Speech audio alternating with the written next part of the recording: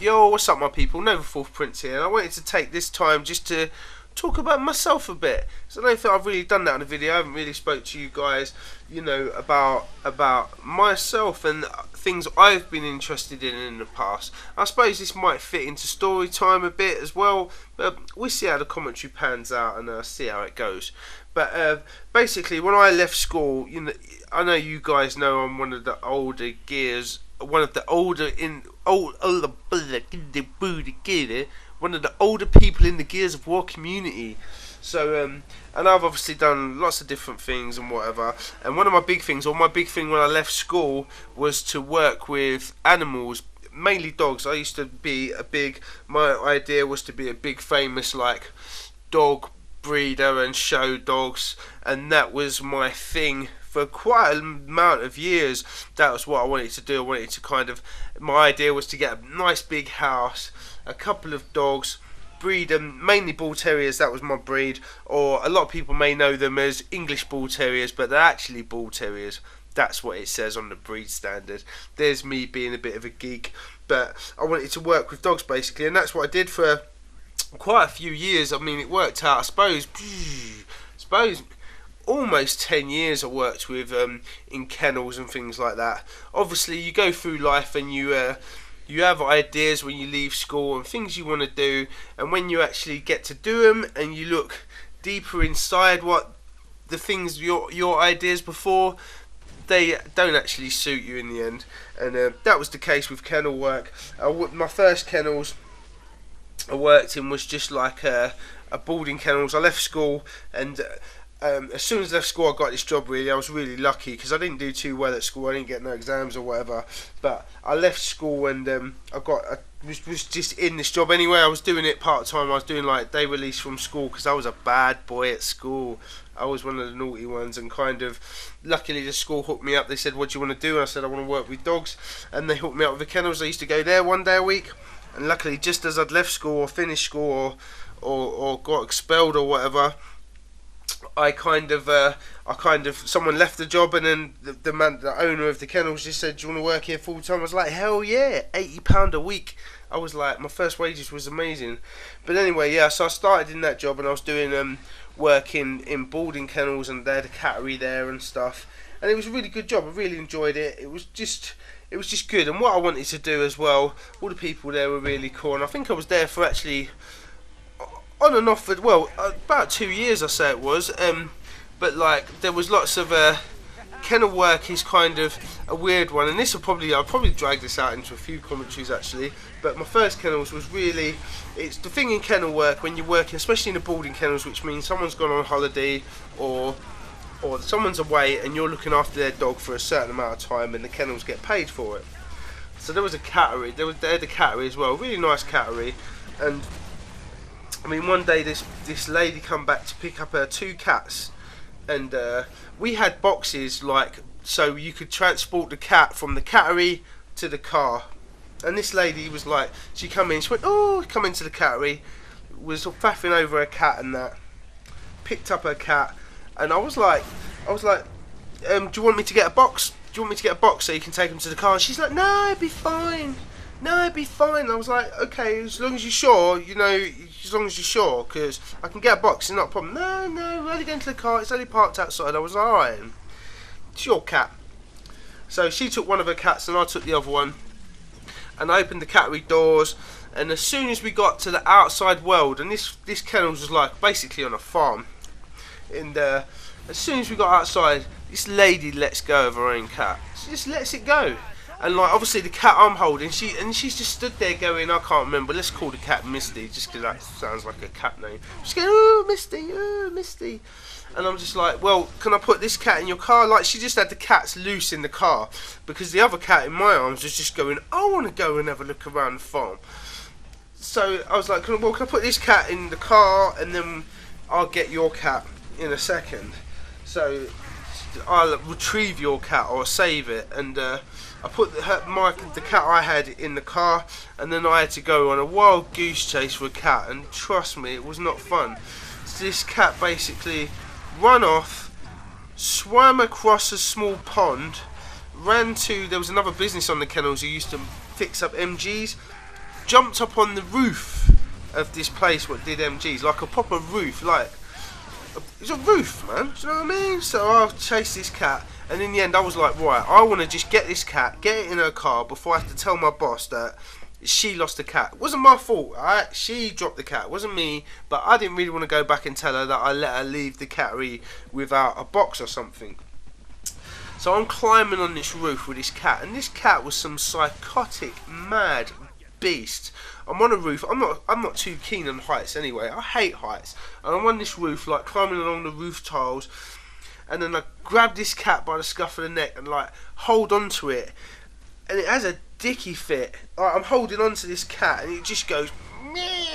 You know how cats go with their claws and scratching, and I'm just on this roof. I thought, right, not only am I going to probably fall on the cat and get clawed to death, I'm going to lose my job as well. I'm in trouble now. And this cat's like, I'm trying to hold on to it. I'm holding on to this cat for dear life and trying to get off the roof. Cat got away again, man. Cat ran off, just went, and then it went under someone's car. And then basically, instead of just hiding under the car, the cat got in the engine. So it went under the car and crawled up in the engine and sat underneath the bonnet. So by this time I was like, yo, I've got to tell someone that, I've got to tell my boss, man. I just went, yo, you know what I mean? The cat got away.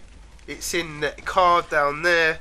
Now, the lady who owned the car used to just park there, and then she'd walk her like a mile to work. So someone had to go to her. She worked in a baker's or something.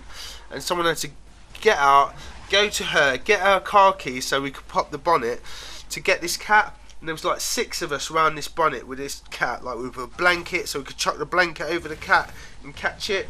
And so someone pops the hood of this car, man, and we all stood there, pick up the bonnet. This cat just goes, meow, just runs off again, swims back in this pond again, and climbs up a tree.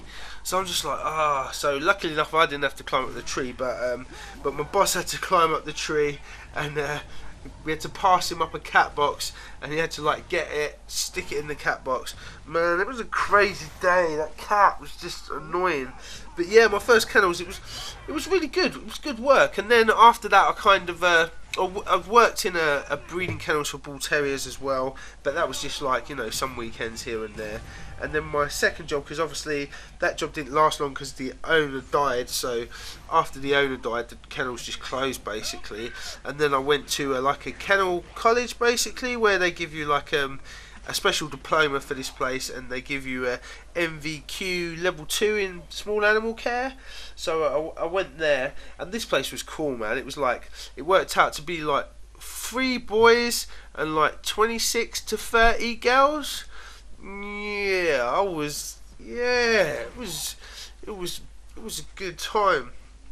It was a good time. It was basically an overflow for a place in England called Battersea Dogs Home, and we used to take their overflow dogs, and there was like 3 different kennels. There was a boarding kennels and 2 kennels which is like for the rescue dogs basically, which have come from Battersea Dogs Home.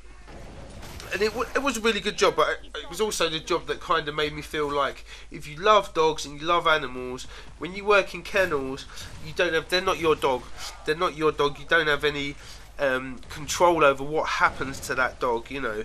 And kind of, I'm the sort of person, you can get attached to a dog. I know if you guys have had pets or whatever, or if you work with an animal day in, day out for weeks on end, and then someone says that dog's got to get put down or put to sleep, you kind of like, they ain't gonna rest well with you.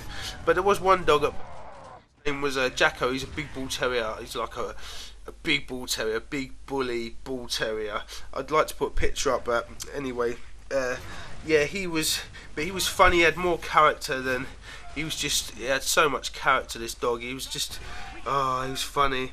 Like, I can remember taking him out one day just for a walk, because once they've been in the kennels for so long, you can walk them. So on our days off, because we lived there as well, you'd like walk the dogs. So I took him out for a walk one evening. It was a Sunday evening as well, and there was a traffic cone, just a normal traffic cone, and he raped the traffic cone. Like, got on it, was making love to the traffic cone, like proper. Like, it took me about 3 or 4 minutes to get him off this traffic cone, man. He was in love with this traffic cone. So like, I got his traffic cone, stuck it out of the way, and we walked down a bit further, and I wanted to go to a petrol station, get me a Snickers or something like that. because there was a petrol station close, the only place you could really get chocolate.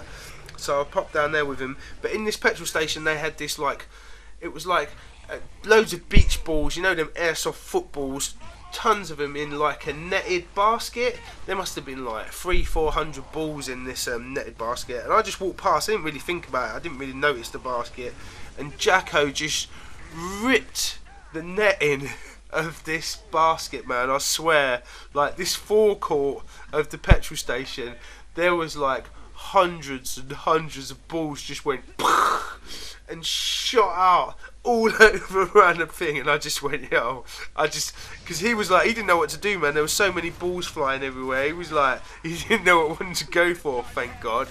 And I kind of just went, okay, I'll leave my chocolate bar. Let's just go. I'm just gonna leave this here, because he was funny as well. Because he hated other dogs, but he wouldn't growl at another dog. He wouldn't go. Rrr. He'd kind of be quiet and go wag his tail and say, "Oh, come here, other dog, come here."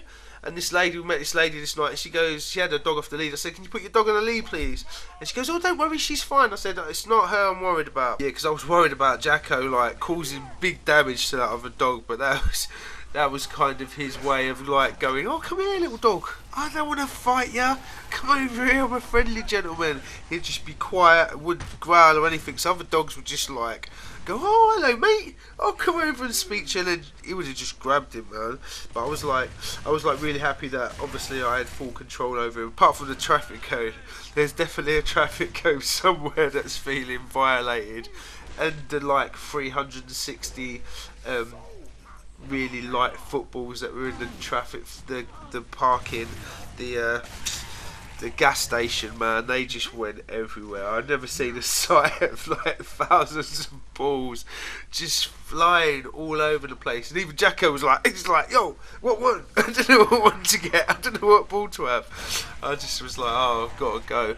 But yeah, but the thing with working with kennels, you don't really have any say, and there's been a lot of times where I myself have had to hold a dog that I'd worked with for years and years, and actually hold them and then have them put down, because I worked for the Ministry of Defence, worked in kennels for them, and obviously you don't have no say over a Ministry of Defence dog. When the government say the dog's got to go, that's kind of because of its age or whatever. You just have to do it, but you know, I could have done without me being the one to take him, and that was kind of like a heavy thing. But obviously this is going to be part one to these commentaries as well, because I've got loads, man. I mean, that's just my first like 2 jobs basically, so I've got loads of commentaries to come, and I hope you like as well, and much love and peace.